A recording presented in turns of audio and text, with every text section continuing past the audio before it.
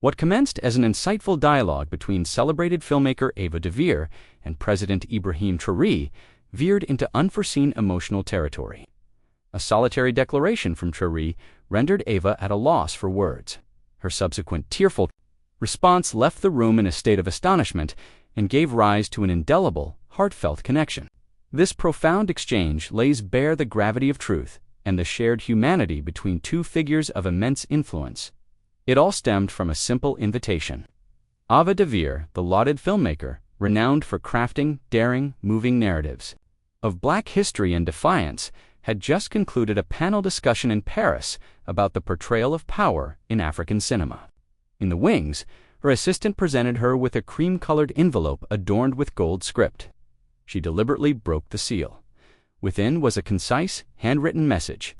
"Dear Ava, I hold the belief that our narratives bear the gravity of truth even when the world is unprepared for them. It would be my honor to have a conversation with you, Ibrahim Traoré." Paused, processing the name. The President of Burkina Faso. She had been observing his ascent. News outlets labeled him a revolutionary, an icon, and sometimes a menace. Yet, this correspondence felt different. It didn't originate from a political figure, but from a man in pursuit of something more profound.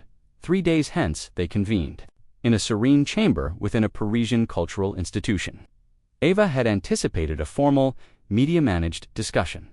What she encountered was a man without a tie, flanked by no security detail, whose demeanor was defined by serene eyes and an unassuming presence. "I appreciate your coming," he began. She gave a slight nod, yet the atmosphere was already imbued with a peculiar, weighty quality, akin to the charged stillness preceding a storm one cannot yet perceive. With the cameras now recording, the interview officially commenced. Ava leaned in, her posture conveying curiosity and contemplation. She initiated the dialogue with gentle inquiries about the arts, the youth of Africa, and the craft of storytelling. Traoré responded with a tranquil lucidity. His speech was soft yet resolute, like that of an individual accustomed to conflict but presently opting for peace. Then she posed a question of a different nature. "What is it you perceive?" she inquired. "When you look upon me," Ibrahim regarded her directly. A considerable pause ensued. Then he answered, "I perceive a sister who holds an entire continent within her soul, yet is compelled to justify her importance in a tongue that is not her own," and stillness descended upon the room.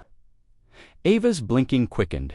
He went on, "I perceive an individual who recounts our histories with exquisite beauty, but who is still awaiting the world's conviction that they are significant." She cast her eyes downward. A hush fell. Her voice wavered almost imperceptibly. That is the precise feeling." Ibrahim gently inclined forward. "Your worth is not something you must earn. It was never absent, merely obscured." Ava lifted her gaze, her eyes glistening, and in that exchange the focus was not on geopolitics, filmmaking, or influence. It was centered on a mutual wound, a silent, ancient injury that continued to bleed. It marked the start of a discourse that neither of them had anticipated. Reaching into his jacket, Ibrahim retrieved a folded photograph, which he passed to Ava. It was a time-worn, sun-bleached image of a young boy standing unshod on arid ground. A woman tall, dignified, and weary stood behind him, a hand resting on his shoulder. "This was captured in 2002, he explained. "That is my mother, and I." Ava's breath hitched. She toiled at the market from dawn until dusk. She was illiterate, but each night she would lay her hand on my head and say, "A tree that grows in silence can still reach the sky." A single tear traced a path down Ava's cheek. Ibrahim paused. "I did not learn leadership from textbooks, but from observing her share the little she possessed with those who had nothing." The silence returned. The moment was devoid of scripts or pretense, filled only with the resonance of memory, suffering, and candor. Ava clutched the photograph to her chest. "I feel as though I've been pursuing images," she confessed in a whisper, "attempting to document suffering without ever truly immersing myself in it." Ibrahim regarded her with empathy. "You have done more than document it," he assured her. "You have paid it homage." Yet the substance of the photograph in her hand conveyed more than any words could dot. As the interview continued, an unusual phenomenon occurred. The production crew, typically a hive of activity in the background, became motionless. The cameras, continued to film, but not a single person dared to clear their throat or shift their weight. It was not a silence for audio purity, it was one of reverence. Ava's next question was simple. How do you bear the burden of a nation? Ibrahim offered, a faint smile before looking down at his hands. I do not carry the nation, he corrected. I walk alongside it, and on certain days, I simply trail behind. Ava inclined her head. He elaborated, a young boy once approached me in Ouagadougou. He presented me with a mango and said, please, do not turn into the others. A subtle break in his voice betrayed the depth of the memory. That mango remained on my desk for 3 days before I could find it in myself to eat it, because I understood his meaning. He wasn't referring to policy. He was pleading with me not to lose my memory. Ava appeared to be holding her breath. Then Ibrahim added, I am president only because I will not avert my gaze from hardship. Now, I must ask myself every day, am I still looking? There was no applause, no director's cues, just the gravity of truth occupying a room that had forgotten how to breathe.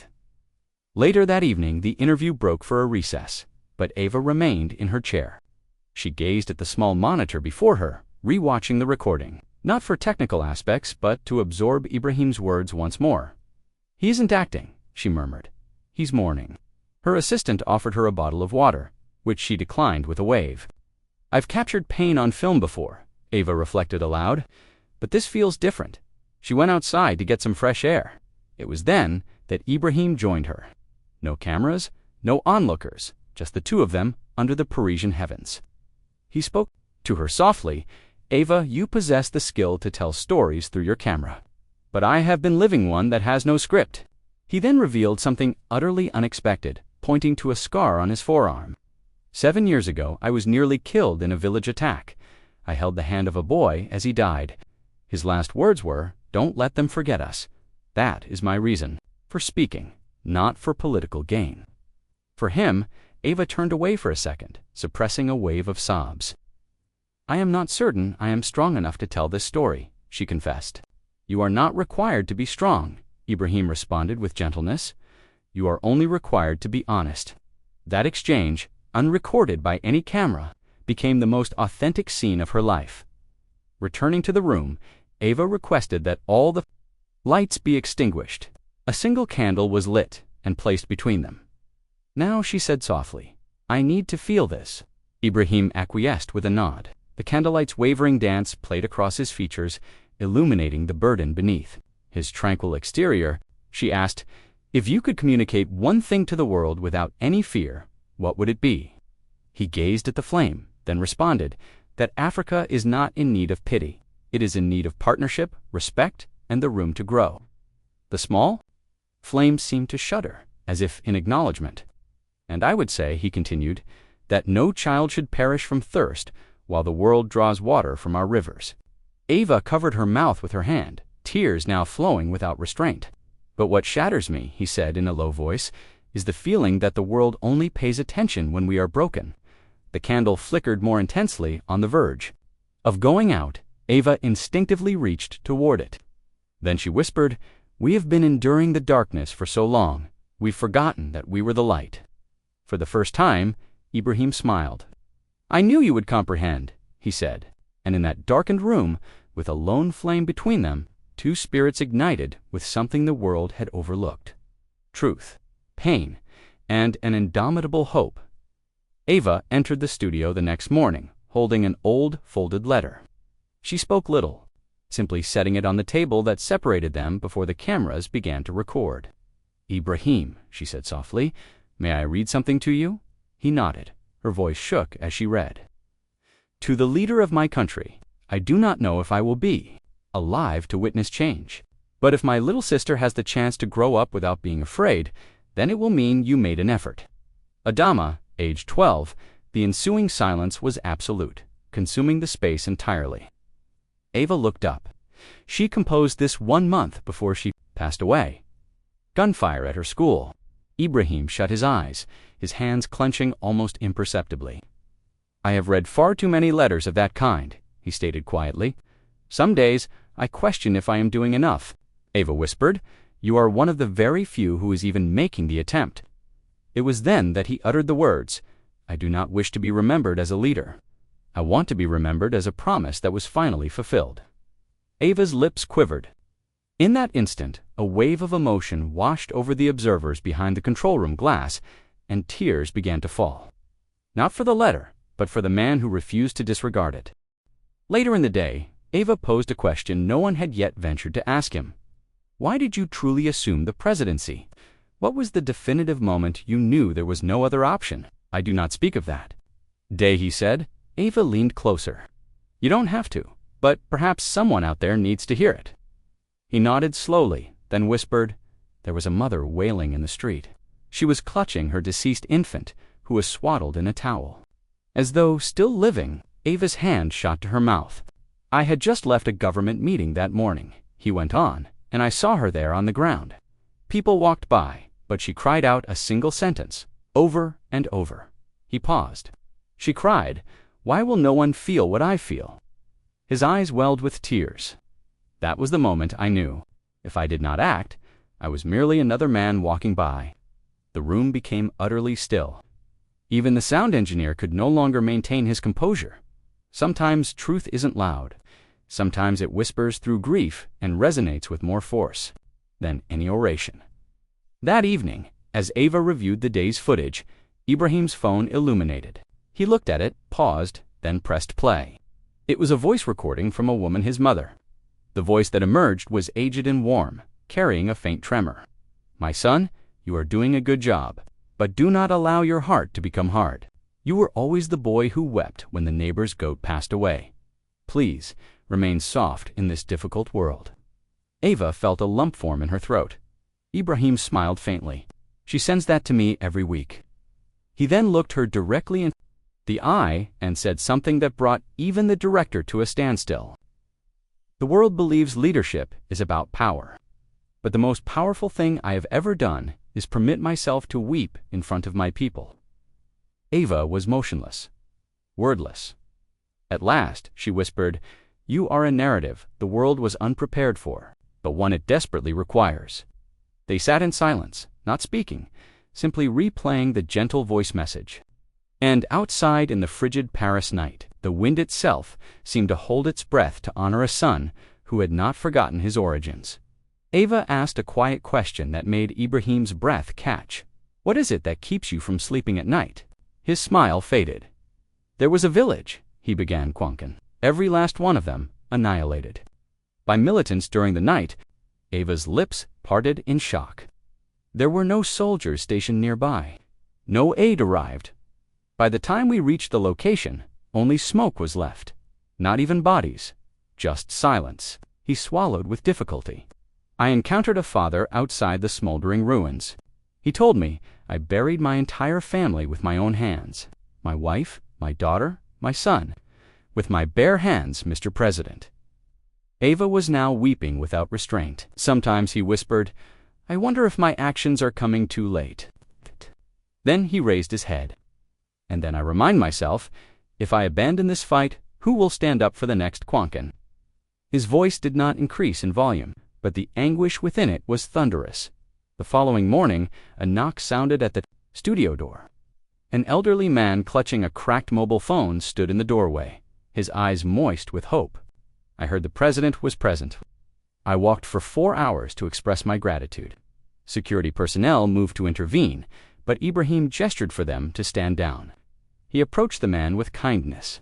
The man explained, 3 months ago, my son was abducted. I had abandoned all hope. But you, sir, you sent your people. You located him. Ibrahim took the man's hand between both of his eyes. "Recall your case file," he said. "Your son's name is Bill." "I have nothing to offer but this," he said, presenting Ibrahim with a miniature photo of Bilal smiling. Beneath a mango tree, Ibrahim looked at the image and became choked with emotion. "You do not need to give me anything," he whispered. "Just raise him to be a strong man. That is all I ask."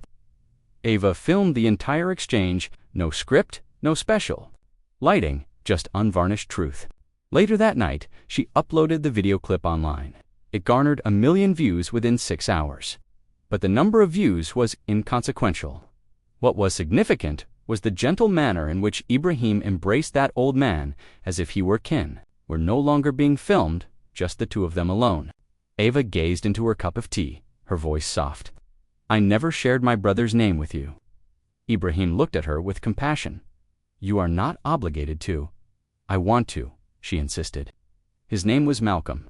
He passed away in West Africa while on a mission trip. An armed group attacked them. He died alone in a field. Ibrahim's hands clasped together tightly. "I never confessed this to anyone, but I harbored a hatred for Africa for a time after that," Ava admitted. "I felt as if it had stolen him from me." Tears welled in her eyes. "But then I met you." She looked up. "You made me realize that Africa did not take my brother. The world's silence took him. The system that turns a blind eye to suffering took him." Ibrahim nodded slowly. "Pain can distort the truth at times," he said. "But healing gently restores it to us," Ava whispered. "And you are helping me to heal." For the first time in her professional life, Ava DuVernay wept, not over a film, but because of a man's quiet bravery. A man who bore a nation's grief and yet found a way to love it. As Ava was gathering her equipment, she spotted a small photograph on the floor. It must have fallen from Ibrahim's jacket. She retrieved it carefully. The picture showed a cluster of barefoot schoolchildren gathered around a chalkboard fashioned from a broken door. In the middle stood a boy, perhaps 10 years old, his eyes wide with a mixture of hunger and aspiration. She flipped the photo over. A handwritten message read, "His name is Mamadou. He wishes to be a doctor. He resides in Sector 4. Do not forget him." Ibrahim re-entered the room. "You dropped this," Ava said, handing it to him. He looked at it, then nodded with gravity. "Each one represents a promise." "A promise to whom?" she inquired. "Those who are still waiting," he answered. "To the children who are not yet aware that they matter." "How many of these do you possess?" He opened his wallet. It was filled to capacity with photos. "Dozens." "I do not get much sleep," he whispered, "but they ensure I never forget the reason I remain awake." Later that day, they made an unannounced visit to a small rural medical clinic. Inside, the air was thick with the scent of iodine and perspiration.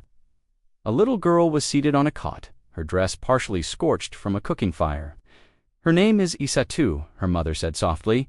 "We could not afford transportation. We had to carry her here." President Traoré knelt beside her.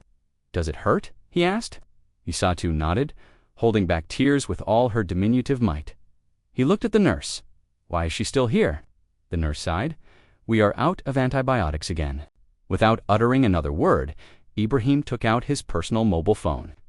"I want 10 boxes delivered here within the hour," he commanded, his tone firm yet composed. "No rationalizations."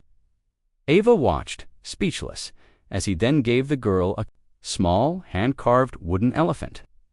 "She is going to be all right," he said to her. "Do you understand me? You are strong." Then he whispered something in her ear that Ava could not make out, but Isatu smiled, a genuine smile. Later, Ava inquired about what he had told her. "I said, 'You remind me of someone I lost, but today you have given me hope once more.'" Back at the hotel, Ava sat in quiet contemplation.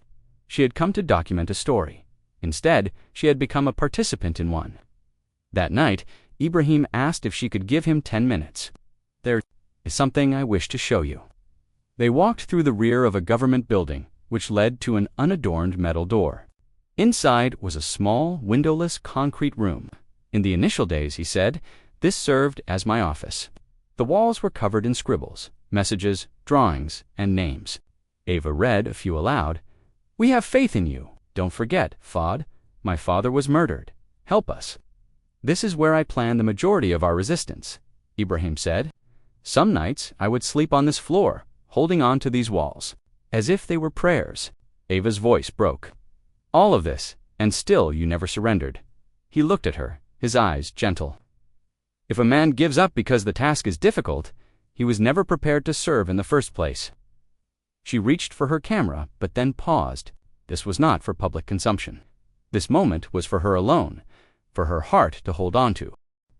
The final morning of the visit arrived with a quiet grace. Ava and Ibrahim sat outside in the early sunlight.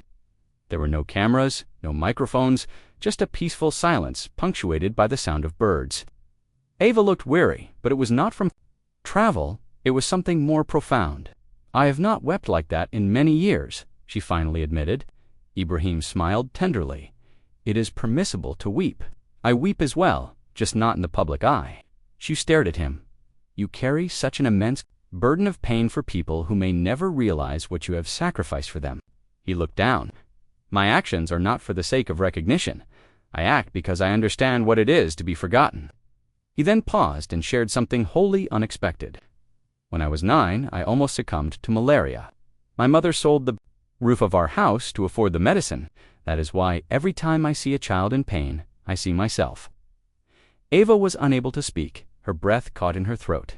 "And every time I address the world," he continued, his voice soft, "I am speaking on behalf of those who are voiceless."